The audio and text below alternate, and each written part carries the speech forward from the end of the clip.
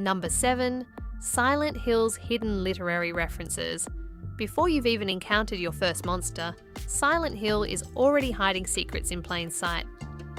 Take a closer look at the street signs around town, and you'll notice something unusual. Many of them are named after famous horror, science fiction, and crime writers who helped inspire the game's creators. Robert Bloch, the author of Psycho, whose psychological horror helped shape the genre. Richard Matheson, best known for I Am Legend, one of horror's most influential novels.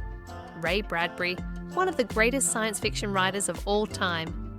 Even Stephen King's famous pen name, Richard Bachman, makes an appearance.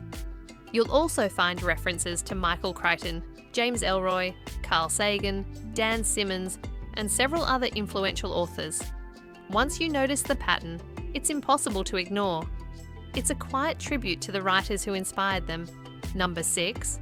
The fog wasn't part of the original plan. Silent Hill's famous fog wasn't added just to make the town look creepy.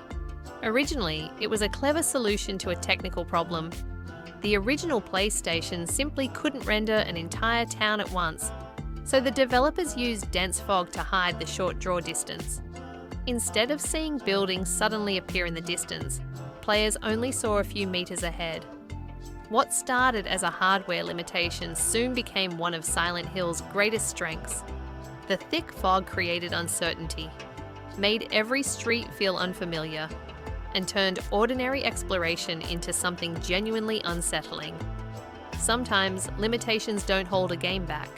They help define it. Number 5. The monsters you were never meant to see. Silent Hill's terrifying creatures are some of the most iconic in horror gaming, but not every monster made it into the final game. Hidden inside the original PlayStation files are several unused creature models that players were never meant to encounter. These aren't fan creations. They're genuine development assets discovered years later by members of the Silent Hill community. Some appear to be early experiments, while others look surprisingly complete, making it clear they were removed late in development. Why they were cut remains a mystery. Perhaps they didn't fit the game's vision, or maybe the PlayStation simply couldn't handle them. Whatever the reason, these forgotten monsters offer a fascinating glimpse into what Silent Hill could have been. And with the Silent Hill remake on the horizon, could some of these lost creatures finally get a second chance? Number 4. The mysterious red liquid. Throughout Silent Hill, you're told to find a strange red liquid known as Aglaophotis. Most players simply see it as another key item. But Aglaophotis isn't something Team Silent invented. It's actually named after a real herb, once believed to possess the power to drive out demons and evil spirits. That makes its role in Silent Hill even more fitting, where it's used to weaken the dark force controlling Alessa. It's a small detail, but one that shows just how much real-world mythology was woven into Silent Hill's haunting world. Number 3. The game that almost wasn't. It's hard to imagine now, but Silent Hill almost became a very different game. After the massive success of Resident Evil, Konami wanted its own survival horror series to compete. A small team of developers, later known as Team Silent, was given the project. Instead of copying Resident Evil's action-focused formula, they took a completely different approach. They focused on psychological horror, using symbolism, atmosphere, and emotion instead of constant combat and jump scares. It was a risky decision, but that gamble created one of the most influential horror games ever made. Without Team Silent's vision, Silent Hill might have been remembered as just another Resident Evil competitor.